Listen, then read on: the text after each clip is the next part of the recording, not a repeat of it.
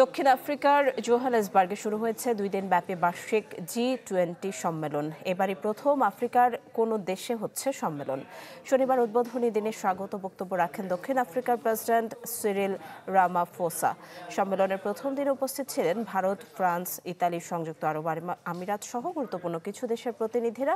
এবারের সম্মেলনের প্রতিপাদ্য সংহতি, সমতা ও টেকসই উন্নয়ন নিশ্চিত করা। G20-তে এবার প্রাধান্য পেতে পারে আন্তর্জাতিক অর্থনৈতিক কাঠামো সংস্কার, জলবায়ু পরিবর্তন, অভ্যন্তরীণ সহযোগিতা ও কৌশলগত দিক নির্দেশনা সহ বিভিন্ন বিষয়। তবে এই বছরের সম্মেলন বয়কট করেছে প্রতিষ্ঠাতা সদস্য দেশ যুক্তরাষ্ট্র।